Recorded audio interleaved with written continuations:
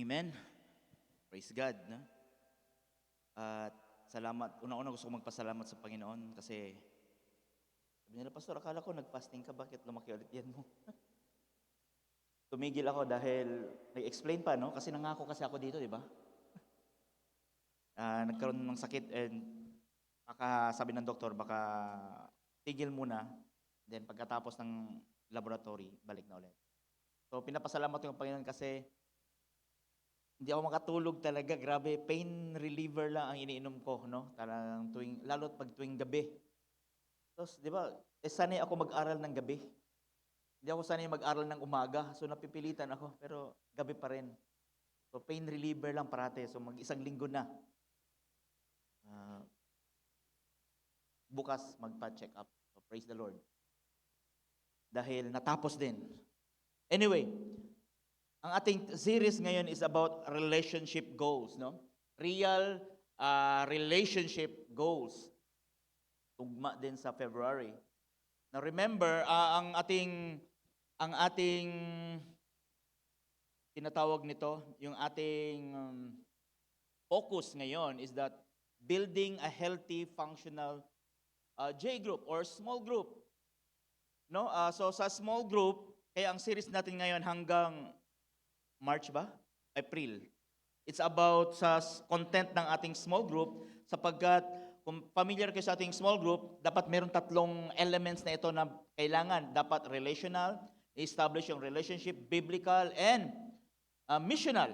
So dito tayo sa February, March of Relationship, as a month of February, it speak about relationship. Doon muna talaga umpisa, relationship talaga. No?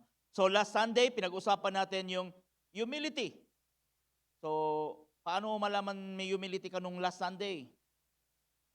Nahihirapan ako sapagkat tuwing nagpipreach si Pastor Mark, iniisip ko, sa kanya talaga yun eh. Kaso wala siya. Sa kanya talaga yun.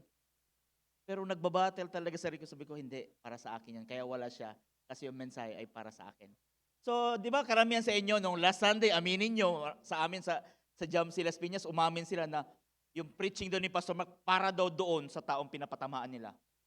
So, nakuha naman nila, no, napilitan nila na sabi nila, sa amin pala yun. So, humility, number 1 yan.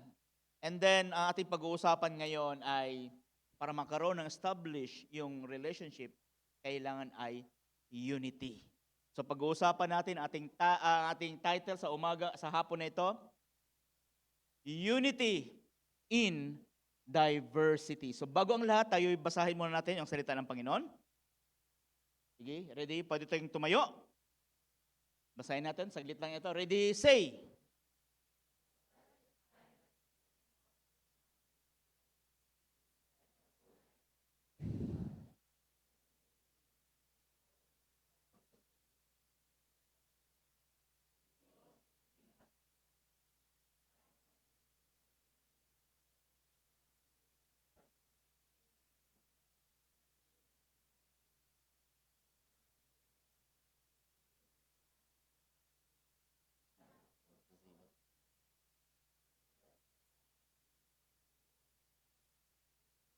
Okay, yan muna.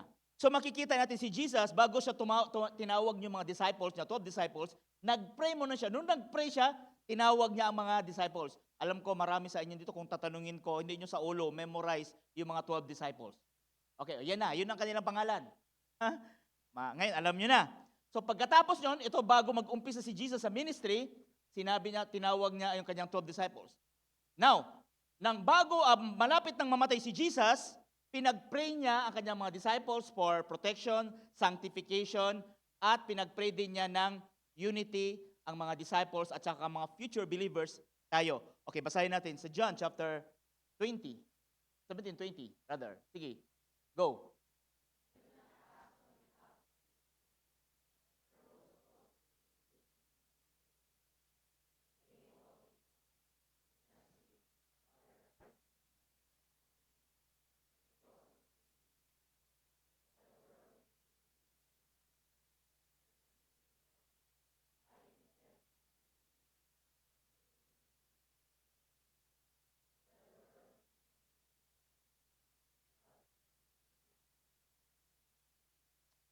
Amen. So, makikita natin nang hindi lang pinag-pray ni Jesus ang mga disciples niya, pinag-pray din niya ang future believers. Ikaw yon, kasama yun sa prayer ni Jesus. Eto, I do not ask on behalf of this alone, but for those also who believe in me through their word. So, dahil naniniwala tayo sa mga mensahe ng mga apostles, pinagpipray din tayo ni Jesus, mga future believers. Father, I pray in the name of Jesus, Lord, wisdom that comes from you, maintindihan namin ang iyong salita at maisabuhay po namin ito for your glory and honor. In Jesus' name, amen and amen. Please be seated. Now, sa hapon ito, sasagutin natin ang mga katanungang ito. Nandyan ba? How Jesus unite the disciples despite their difference. No? Paano na ni-unite ni Jesus ang mga disipulo in spite sa kanilang background, affiliation, political affiliation, temperaments, and kanilang mga trabaho. Bago ang lahat, sa munang kwento, isang tao nag-crush siya, lone survivor, napadpad siya sa isang island. Siya lang doon. Sa sobrang tagal sa sobrang tagal siya doon, nakapagtayo na siya ng 3 building. So isang araw, na-rescue siya. At napansin ng mga rescuer, sabi niya, "Uy, meron kang 3 building. Ano yung unang building?" Sabi niya, "Yan ang aking bahay." Maganda yan. Oh, good. So itong isang building, ano yan? Yung isang building, church yan. Church ko yan. Diyan ako nag-church. Sabi niya, napansin ko, itong pangatlong building, pareho lang sa itsura ng church na ginawa mo. Church din ba yan? Sabi niya, yes, church yan. So bakit may church dyan? Kasi sa una kong church, nagka-problema kami, umalis ako, lumipat ako sa ibang church. Parang ako lang yata ang natawa. Nagets niyo ba yan? Medyo pag may edad na, corny na yung joke. Alam mo, by nature talaga, tayo ay madaling ma-offend at daling ma-divide. That's why, bago umakyat si Jesus sa langit, napag-pray siya na sana na I pray at natupad naman magiging isa ang mga disciples. Tayong lahat, kapag tayo ay united, tayo ay kasagutan ng answered prayer ni Jesus. Palakpakan natin ang Panginoon. Now, kung papipiliin ka, example, si JB. JB, bigyan kita ng mission. Pipili ka ng team mo to change the world. Sino ang pipiliin mo? Of course, sa matinong tao tayo, pipiliin natin yung best of the best.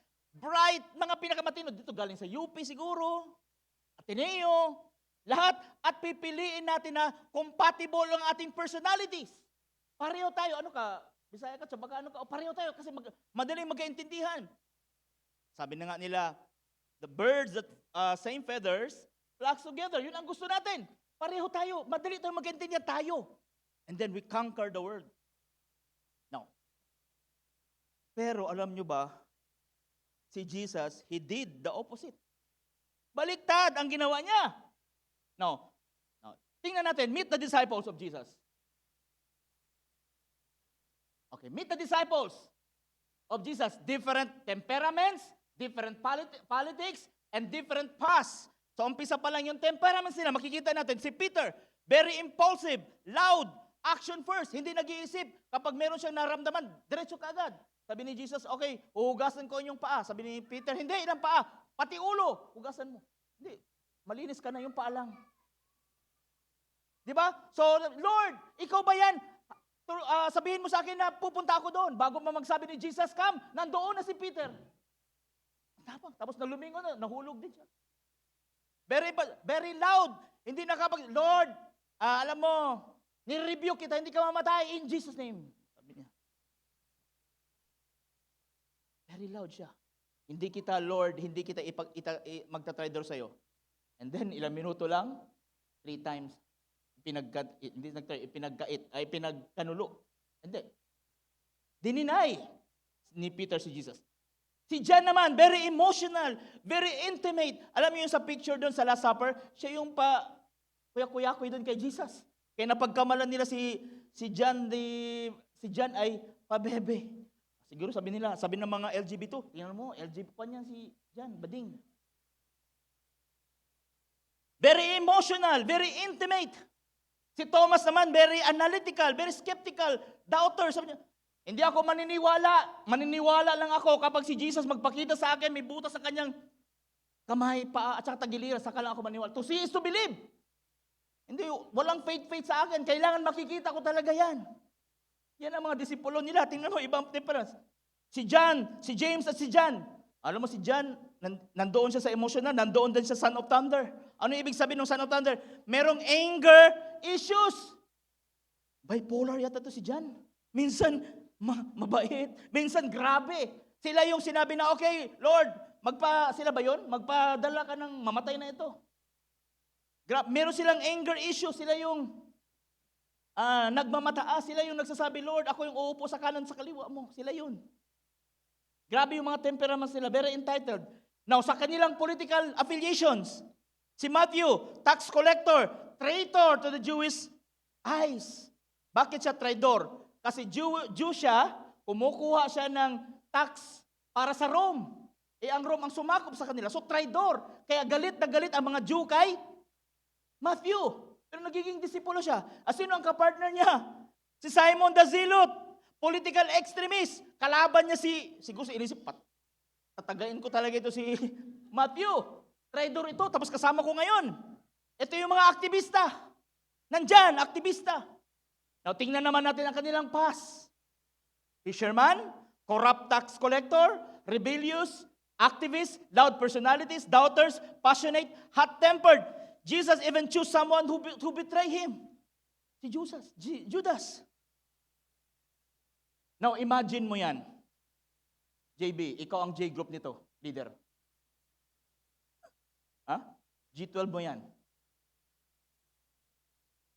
Iba. Baka ilang lingon mo lang, magpapatayan na sila kaagad. Grabe! No? Kung tayo pa ang J-group leader niyan, talaga magkamaroon tayo ng mental health. But Jesus, nagawa niya. Kaya tatanungin natin, paano nagawa ni Jesus yan? Iba-iba ang mga ugali ito. Now, bago natin i-define yung salitang unity, so sabi niya, Pastor, parang nabubuhan kaya ta sa akin Unity, i-explain mo pa? Now, first, let's define what unity is not. Unity, wala dyan, unity is not uniformity. No? Yung uniformity, yung pareho kayong kulay ng damit, para military, pareho kayong uniform, pareho kayong nagmamarcha, pareho kayong itsura, pareho kayong mag-isip, pareho kayo ng action. Ang tawag niyan, kulto. Tino mga kulto, pare-pareho yung buhok, pare-pareho yung kulay ng damit. Malalaman mo talaga, pati yung simbahan nila, halos pare-pareho. Pati yung kulay nila, proud na proud. So hindi po tinatawag na proud na proud. Alam mo, kami ay iisa lang. Hindi po ang ibig sabihin ng unity niyan. Not uniformity, kulto yan.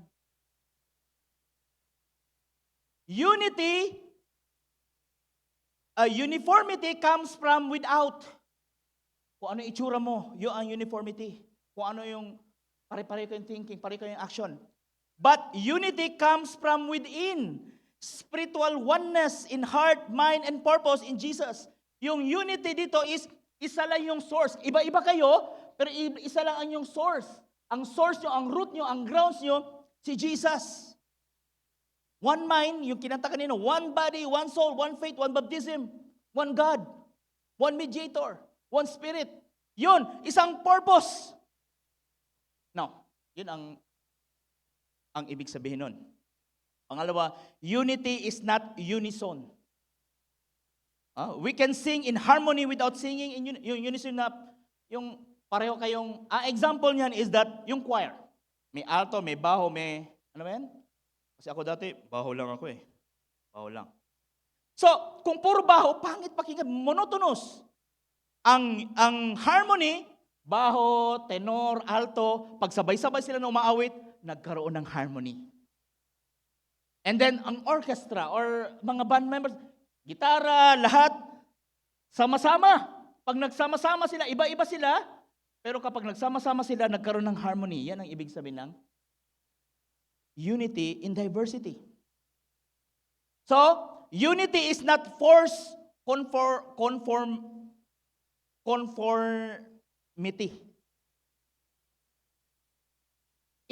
Ibig sabihin is that you cannot ordain unity. We cannot manipulate unity. We cannot threaten people na mag-unite.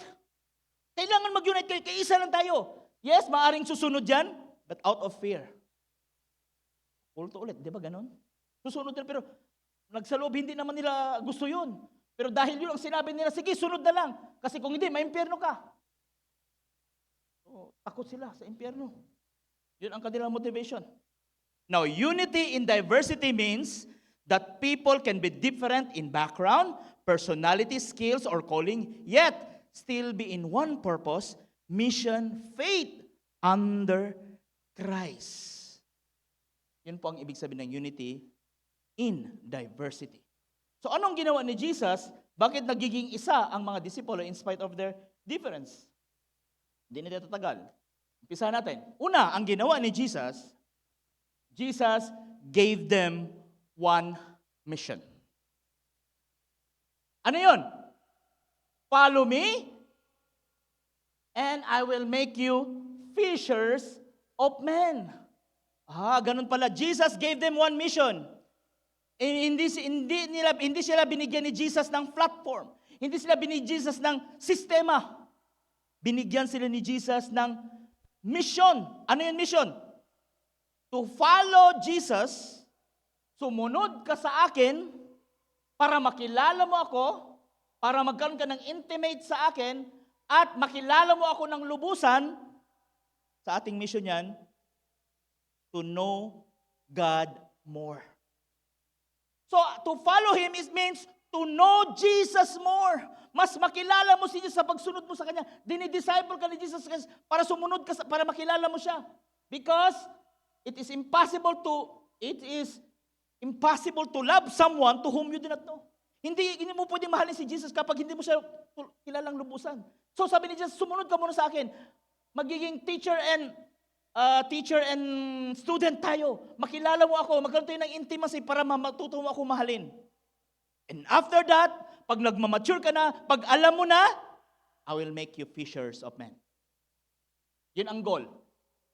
First, kailangan lumapit ka kasi gagawin kitang fishers of men. So, make Him known.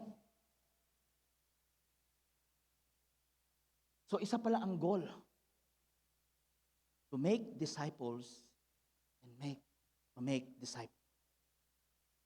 Now, ang sabi ni Jesus, hindi mahalaga kung anong style, kung paano ka manghuli ng isda. Kung anong sasakyan mo, bangka ba yan o speedboat ba yan? Kung anong pain mo or kaninong net o anong net ang gagamitin mo. Ang mahalaga, you become fishers of men or makakatch ka ng kaluluwa. No? Pero makikita natin, huwag nating ma-miss ang isang bagay yung order. Bago pa sila ma-sent out, they were first called to be with Him. Hindi sila nag-umpisa sa ministry, ang kanilang unity nag-umpisa sa pagsuko nila kay Jesus. Follow me. Doon nag-umpisa yung unity. Sa pagsuko kay Jesus. So, nang sinuko nila ang buhay nila kay Jesus, nagbago na ang kanilang identity. Mula sa fisherman, tax collector, nagiging disciples na sila. Isa na lang ang kanilang pangalan, nagiging disciples. Binago ni Jesus. Because He taught them that their identity as followers of Christ was far more important than the previous social status, race, or profession. Nagiging isa sila, identity. Yung tax collector, political activists, at lahat pa. Bakit? Nagiging isa na lang ang kanilang pundasyon. Jesus, one Messiah, one Savior, one Spirit, one mission. Doon sila nagiging isa. Yung kanilang identity. Binago sila ng ating Panginoon. They were united not by similarity, but by surrender their identity, and then was no longer fisherman, tax collector, zealot. Their identity became disciple. Kapatid, disciple. Ang problema sa atin, now remember, ang goal ni Jesus is to become fishers of men. Ang goal ni Jesus Christ, kaluluwa. Ang goal ni Jesus Christ, mag-mature tayo sa Kanya. Ang nagiging problema sa church, sa sobrang owning natin sa ating ministry, ayaw nating papasukin yung mga ibang tao. Huwag nating papasukin yan sa ating ministry, sa ating grupo, sa ating J-group. Kahit magaling pa siya kumanta, magaling pa siyang sumayaw, magaling pa mag-greet, magaling pa siya mag-preach, dahil hindi ko gusto ang kanyang itsura, baduy, ang kanyang mukha, ayaw ko. Huwag siyang papasukin. Na-encounter ako, meron ako narinig na ganyan. Nasaktan talaga ako, sabi niya, huwag na huwag mong papasukin ang taong ito sa ministry. Huwag na huwag daw papasukin. Sobrang owning. Nakalimutan. Ang pinaka-goal is ang kaluluwa, hindi yung platform. Yes, don't get me wrong. Kailangan protektahan natin yung ministry. Pero kapatid, i-discern mo naman, baka preference mo lang yon, baka opinion mo lang yon, hindi naman talaga theological at moral issues. Ayaw mo lang sa itsura niya. Kasi stricto siya. Ayaw mo na. Huwag na din papasukin. Nanikip ang aking dibdib. Bakit ganito? Parang thinking nila sila yung nagmamay-ari. No, hindi tayo, steward lang tayo. Binigay. Yung owning dito, parang talagang magiging sayo talaga yun. Pero hindi ibig sabihin, ikaw ang may-ari. To the point na, ang tawag natin, siguro okay lang yan. Instead na mentor, daddy, kuya, lolo, mami, disciple ko yan. Pero dapat tingnan natin sana yung pagka-owning yun, talagang dapat disciple ni Jesus Christ. That's why, minsan kapag sinabi mong disciple mo, instead na magiging kamukha si ni Jesus Christ, naging kamukha mo. Pati yung lakad nyo, pareho na kayo. Ang goal natin, magiging katulad si ni Kristo, hindi magiging katulad mo. Pastor, paano yung sinabi namin doon ni Apostle Paul, imitate me as I imitate Christ? Bakit si Paul ka ba? Pwede naman yung siguro yun. Pero, as I imitate Christ.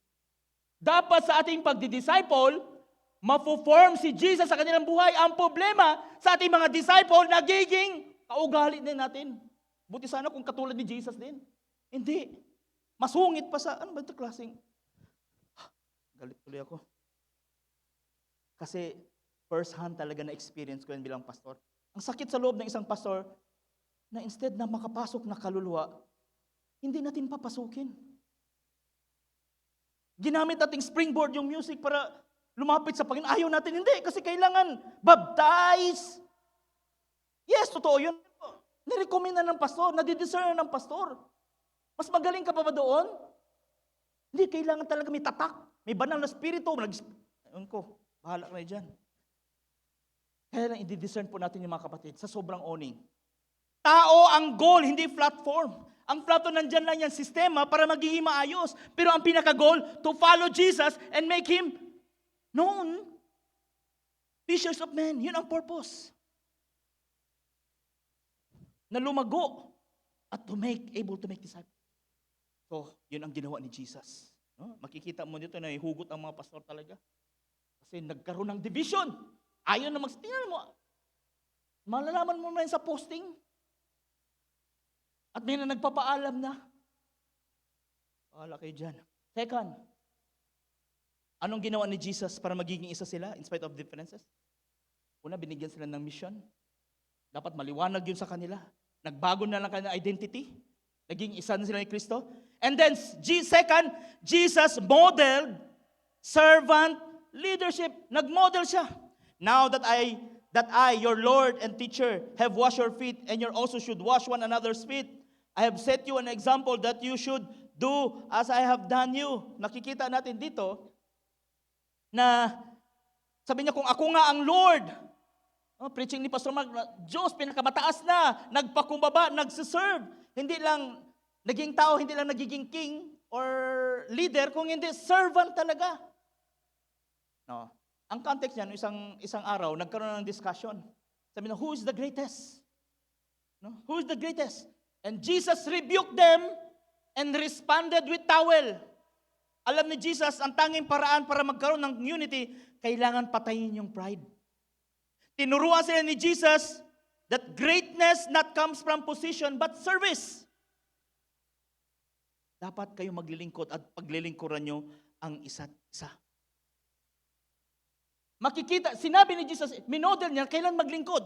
Kasi kung pareho tayong servant mindset, walang gustong magiging leader.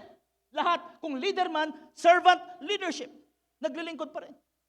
Anong nangyayari sa gobyerno ngayon? Yan ba tinatawag na, ano doon? Servant, ano tawag sa kanila? Public servant. Papunta mo, papapirma ka, nakasimangot na agad, wala, nag-lipstick pa ako. 10:00 na. Balikan mo na lang yan. Public sa masungit. Dinala ko yung kaibigan ko sa hospital, sa isang government. Galit yung doktor. Ano ba yan? Ano ba yan? Nilagay mo ng mga dahon-dahon dyan. Hindi yan totoo. Pati ba naman bulak? Wala kayong pambili? Masakit yun. Naghihirap na kayong tao. Ganun pa. Yung tatay namin, kami pala ni Christine, sinabi ng doktor, wala na, dead ball na yan. Ganun, dead ball, salita. Walang kaamor-amor. Saan ang compassion din? So servanthood, bakit? Because servanthood dissolved division. So sa paglilingkod, pag nagsiserve tayo, masishift yung ating focus from position, entitlement, self-interest, to mission. Babalik tayo sa mission na binigay ng Panginoon. To know God more and make Him known. So kapag naglilingkod ka, magbabago, masishift ang iyong focus. Hindi sa makasarili, magpo-focus ka ngayon sa paglilingkod para itong taong ito ma-usher, lalago sa ating Panginoon. Kung ang ating focus ay paglilingkod, walang division. Dahil kingdom mindset, wala tayong pakialam kung sino ang makatanggap ng credit.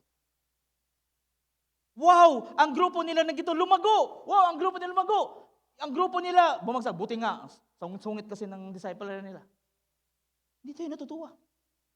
Nagkaroon ng competition, hindi. Dapat kahit sino, para sa kalooban ng Panginoon, natutuwa tayo. Minsan, alam mo, yung church doon, magsisarado na. Buti nga. Tuwang-tuwa ka pa, magsisarado yung church? Buti sana kung kulto yan. Hindi. Same yan. Anak ng Panginoon. Bakit meron pang natutuwa? Chinichismis pa natin. Ganon din. No? Pero pag naglilingkod tayo, madidissolve yung division. At wala tayong pakialam kung sino ang makatanggap ng koroon ng credit. Ang mahalaga sa atin, lahat na ito ay for the glory of God. Yan ang pagturo ng Panginoon sa kanila upang magkaroon sila ng unity. Because servanthood kills pride. Division starts when people want to be elevated. So, magkaroon niya ng division kapag isang tao gusto ma-elevate, gusto magiging mataas, gusto magkaroon ng entitlement. Naalala mo yung kwento? Ito si James and John, gusto umupo sa kanan at kaliwa. So dahil nahiya sila kay Jesus, sinabi nila sa kanilang nanay. Yung nanay naman ay, anong tawag niyan? May salita dyan na, anyway. Sinuportahan naman yung gusto ng mga anak. Sabi niya, Jesus, sa iyong pagbabalik, pwede ba paupuin mo yung aking anak doon sa kaliwa at yung isa ko sa kanan? Sabi ni Jesus Christ, kaya nyo bang inumin yung ano, kaya nyo naranasan ang naranasan? Sabi, kaya. Well, hindi yan para sa inyo kasi meron na naka-appoint yan, bigay ng Father.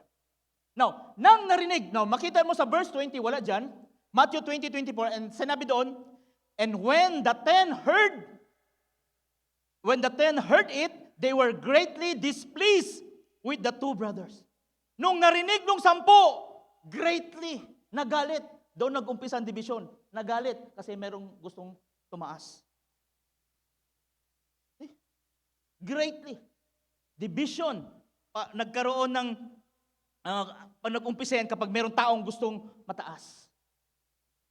When greatness is about position, it creates competition. When greatness is about service, it creates unity. Kaya kapatid, maglingkod lang tayo, magsaserve, mag-worship tayo sa Panginoon. Yun ang ating goal. Huwag tayong, kuha na sila, okay na sila, doon na sila. Ganun din kami. Maglingkod lang. Yun na ang goal natin para magkaroon ng unity. Kasi kung hindi, nagmamataasan tayo, hindi natin alam. Nagpapataasan na tayo ng ihi. Nagpaparinggin na tayo, and then, dahan-dahan na pala tayo na-divide. So ano mangyari dyan sa small group? Mawala yan. Alam ni Jesus, pag tayo busy, ang focus natin ang maglilingkod, ang focus natin ay ang mission ng Panginoon, wala na tayong panahon magpuna sa mga bagay na walang kwenta.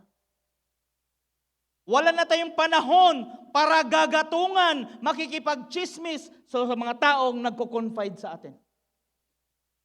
Marami kang panahon na gagatong sapagkat hindi ka nagpo-focus sa paglilingkod ng Panginoon. So busy ka sa kakagatong dahil merong nagsumbong sa iyong nagko-confide sa isang membro sa kanyang mga church hurts. Kapatid, hindi porket siya ang unang nagsumbong, siya agad yung tama. Tandaan niyo mabuti yan. Hindi porket siya unang nagsumbong, siya na yung tama. Tayo naman na sinumbungan dahil ayaw natin sa taong iyon, gagatungan na naman natin. Bilang J-group leader, huwag nating gagatungan or sakyan. Dapat nating tandaan, there is always two sides of the story. Ako meron nagsumbong sa akin. At ang sinumbong niya, kalaban ko din. Parang gusto ko talagang gagatungan. Pero naintindihan ko, hindi dapat. Kasi anak din niya ng Panginoon. Maaaring hindi pa tapos ang Panginoon sa kanyang buhay. Sabi ko, baka ganun lang. Baka naman, magiging objective tayo. Bakit sa panahon na yun, 3 years na tayo, baka sa panahon na yun, doon lang siya may problema. May utang pala siya. Nagkasakit pala, dysmenorrhea pala siya. Hindi, nag-away pala sila. Hindi pala siya, nagtatrabaho siya pala. Hindi siya nakakatulog. Wrong timing yung approach mo. Tapos binabox mo na kaagad. Sabihin mo kaagad, ganyan talaga yan siya. Nademonyahan, parang nademonyahan, buang-buang talaga yan. Gagatungan mo pa agad. No? Sorry for my words. Pero ganun talaga ang naririnig ko. Ganyan talaga siya, madali, masuplada yan. Ang tagal nyo na, nagsasama, tapos doon lang, binabox mo na kaagad. Baka mayroong problema. So very objective talaga ngayon mga kapatid. Hindi dapat nating gagatungan. Kapatid, alam mo kung bakit? Kasi, kung anong hahanapin mo, yun ang makikita mo. Pag naghahanap ka ng mali, marami kang makikitang mali. That's why Apostle Paul says in Philippians chapter 4:8, finally, brethren, whatever is true, whatever is noble, whatever is right, whatever is pure, whatever is lovely, whatever is admirable, if anything is excellent or praiseworthy, think about such things. Paul is basically saying, guard your focus because your focus shapes your spirit. If you look for offense, you'll find offense. Flows, you'll find flows. Negativity, you'll find negativity. But if you look for what is pure, what is true, what is lovely, what is praiseworthy, makikita mo ang God fingerprints sa mga buhay ng bawat isa. Makikita mo, God pala masungit yan. May pagka-Kristo pala ito sa itong area na ito. Makikita mo yan. That's why, parati mong punuin what is pure, what is holy, what is praiseworthy. Kasi kung maghanap ka na mali, marami kang makikita. Matulog ka sa amin isang araw, baka mabackslide ka na. Marami kang makikita.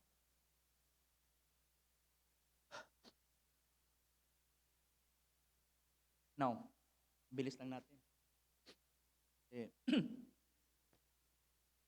And, Pangatlo, hindi lang siya binigyan ng mission para magbago, mayroon silang bagong identity. Minodel niya si Jesus, pinapatay ni Jesus ang kanilang pride at selfishness sa paglilingkod. Kapag ang focus ay paglilingkod, wala na sigurong gustong maging mataas. Kung mataas man, servant leadership.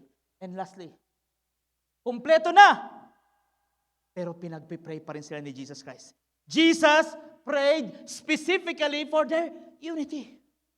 Pinagpipray ni Jesus. I do not ask on behalf of this alone, but for those who believe in me through their word, that they may all be one, even as you, Father, are in me and I in you, that they also be in us. Pinagpray. Bakit pinagpray ni Jesus ang unity ng bawat believers? Tayo yon, ikaw yon. Bakit pinagpray ni Jesus? Sabi ni Jesus Christ, okay na ako sa aking mga apostles. Nakasama ko sila, pinagpray ko ang kanilang protection, pinagpray ko ng sanctification. Sa unity, ang ipinagpray niya, kasama sila konti, pero mas maraming prayer ang Jesus sa atin. Kasi aalis siya. Pinagpipray. Why? Why did Jesus pray for the unity of His disciples? First, because unity reflects the nature of God, that they all may be one as you, Father, are in me and I in you. God the Father, God the Son, 3 in 1, united. Kapag tayo ay nagkakaisa, makikita ang ating triune God sa ating buhay. Makikita ang Diyos sa ating buhay. Kasi nagpa-practice tayo, magiging katulad ng ating Panginoon. Nag-reflect tayo sa nature of God. No? So makikita natin yung sa trabaho ng ating Diyos, sa ating salvation, makikita natin sa kanilang pag-iisa. Distinct sila, magkakaiba sila, pero isa lang ang kanilang goal. Parang nag-uusap sila, parati ko itong sinasabi, okay, ang tao magkakasala, anong gagawin natin? Ganito ang gagawin natin. Jesus, anak, ikaw ang mamatay para sa kanila. Sabi ni Jesus, yes, Father, I volunteer, ako nang mamatay para sa kanila. Sabi naman ng Holy Spirit, ako naman ang magko-convict sa taong ito para tatanggapin ka as Lord and Savior. No? So sa atin, sabi niyo, kayo mga born again, si Jesus lang ang inyong tinataas. Hindi kaya nagagalit, nagtatampo ang God the Father at God the Holy Spirit? No! Sabi ni Jesus, Father, glorify thy Son, because if the Son is glorified, the Father is also glorified, because they are one. Tayo lang naman ay insecure. Pag ang asawa mo pinupuri, galit ka. Ako lang talaga magaling. Bakit yan? The two become one. Kaya nga pinupost ko yung asawa ko. Kasi pag pinupuri yung asawa ko, na kahit 5 years ago na yung picture, kaya mukhang fresh, natutuwa pa rin ako. Bakit merong pinupuri ang asawa? Parang competition sa kanyang asawa. Kapag tinaas na mas pabor ito, nagagalit ka, nagtatampo ka. Hindi, pareho lang yan. Dapat united kasi isang goal, isang purpose. Okay? Reflect the nature of God. Second, because division grieves the heart of Christ. Yung grieve ay nalungkot. Ano ba sa Tagalog naman bigat na grieve? Nalulungkot, parang nasasaktan ang Panginoon. Bakit nasasaktan ang Panginoon? Kasi kapag hindi kayo united, ini-ignore mo ang prayer request ng Panginoon.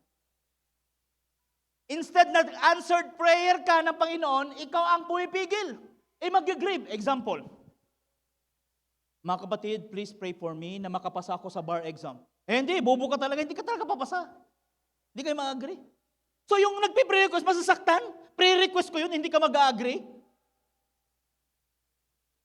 May pagkataning ka ba? Kasi united ang Diyos. Ang division is si Satan. May pagkataning ka. Hindi ka nag-agree. Masasaktan talaga ang Panginoon kasi ang prayer niya, prayer request niya is magiging united. Pero hindi kayo united, divided kayo. Sa tingin mo, hindi masasaktan ang Panginoon? That's why He prayed. Because division grieves the heart of Christ. Kapatid, magiging answered prayer ka naman ng Panginoon? Magiging answered prayer ka naman. Magpakumbaba. Yun na, sorry na sa kasalanan mo.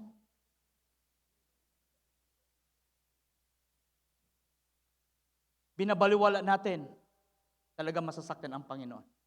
Pangatlo, because unity brings spiritual maturity. Ang unity pala, ito'y sign na ikaw ay mature. Saan mature dyan, pastor? In them, you in me, that they may be perfected in unity. Yung perfected dyan, hindi perfect na walang bahid, walang kasalanan, hindi na magkamali. Yung perfected dyan, sa Greek ay mature, complete. Magmamature ka.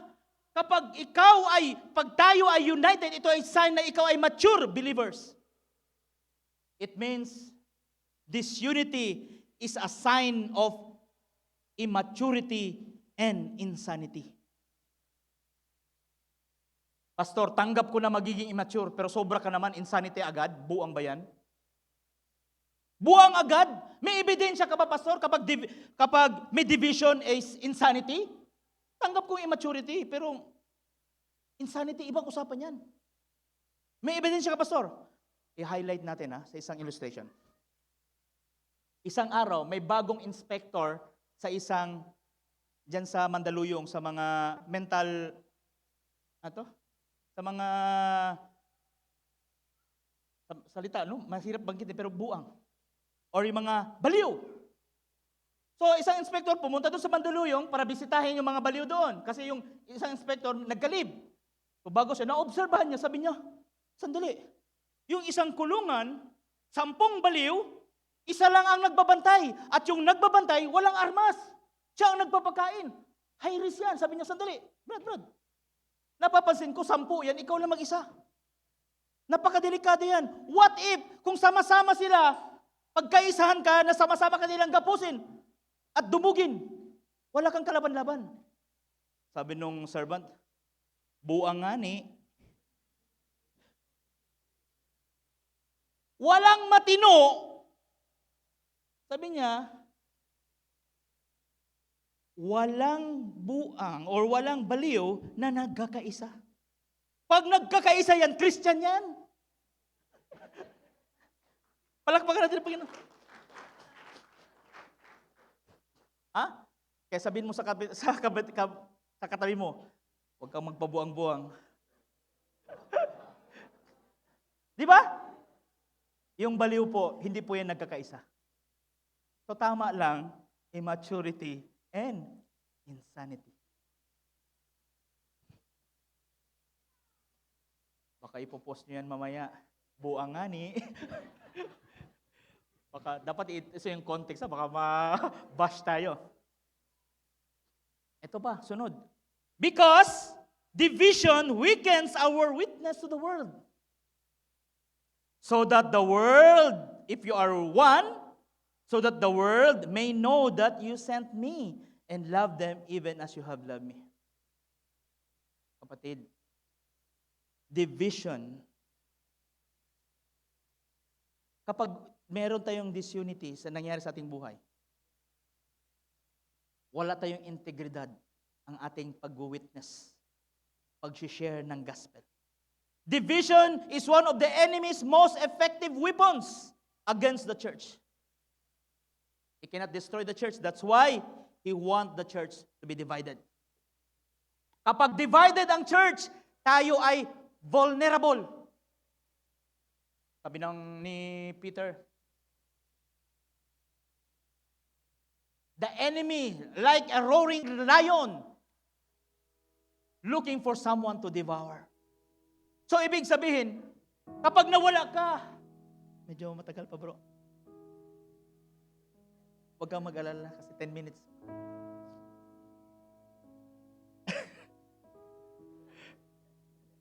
Nakalimutan ko na, ano yan? Ang si Satan daw, nagbabantay lang yan. Kapag na-divide ka, kapag nagtampo ka, umalis ka, ayaw mo na mag-church, ina-isolate mo ang sarili mo, ayaw mo na account, ayaw mo ng small group, you are vulnerable. Dito ako nag-church, nagsimba naman ako, nag-tithe naman ako, nag-pray naman ako, God is here. Kung wala ka hindi ka united, you are vulnerable. So, alam mo, hindi nagkamali si Peter na in-illustrate na yung lion. Alam mo, yung lion ay pinaka-lazy na predator. pinakatamad na predator. Ang lion, titingnan niya sa herd, titingnan niya yung mawala sa linya, wala sa grupo, may sakit, maliit. Yung mga nagrupo-grupo, hindi niya kakainin yun. Yung hinintay niya yung nawawala, naliligaw. Kaya kung ikaw, paalis-alis ka dyan, kung ikaw nang hina-hina ka, ikaw ay sasakmalin ng lion. Kaya pag nagpakita ang lion, tatakbuhan sila, sasakmalin. Naghihintay lang. Very vulnerable ang church kapag tayo ay divided. Okay? Kaya huwag tayo dapat maghina-hina. No? So, makikita natin na ang church is that makikita natin dito na pag tayo ay divided, wala yung ating integrity. Sisharean mo ako? Kukunti nyo lang dyan, nag-away-away pa kayo? Paano ko tatanggapin ang Panginoon? Dito na lang ako. Pagkatapos magsimba, uwi. Walang problema. Bakit? Yung isa pala, in-invite siya sa church tulad nito, at pagkatapos, isinama ka agad doon sa J-group, at yung J-group, meron nag-confide doon, alam mo, yung talaga ba, sa maugali. Yung isang tao nag-o-observe, ganito pala sila. Kunti na nga lang, nag-away-away pa. Ayoko na dyan, alis na lang ako. Doon na lang ako sa amin. Weakens our testimony. Ngayon na lang, sabihin na natin. Di ba may hanggang ngayon, nag-away-away pa rin kayo? Hindi pa rin kayo nagkaroon ng reconciliation. Nagpaparinigan pa rin hanggang ngayon. Gusto ko ng patulan. Ano nangyayari? Nagkahiwalay. The heart of God is grieved. Huwag po tayong magiging entitled. Alam mo kung bakit? Lilipas tayo dito. Mawawala din tayo, papalitan din tayo. Hindi tayo ang pinaka-importante dito. Ang importante yung mission ng Panginoon for the glory of God. And then, lastly, because unity displays the love of God. Mga kapatid, in conclusion, dapat the only legitimate line of separation sa atin, dapat meron tayong paghihiwalay is only truth and error. But we must be careful sometimes that we call truth is actually rather tradition, pride, personal opinion, and preferences. Christians should not divide over preferences, methods, or minor issues. Ang nagde-divide sa atin yung mga theological and moral issues lamang. That's why sinabi sa author, someone says, in essentials, one God, one body, one Spirit, one Lord, one baptism, one faith, unity. Yun ating ground, yun ating foundation. Non-negotiable yun. Doon tayo nagkakaisa. In non-essentials, ano ba, gusto mo, King James ba, NIV ba, hallelujah ba, tahimik ba, organ lang ba? Liberty, may kalayaan. But in all things, charity, pag-ibig.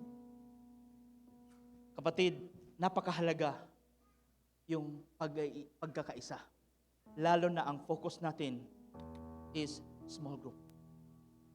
So dalawa na, unity and humility.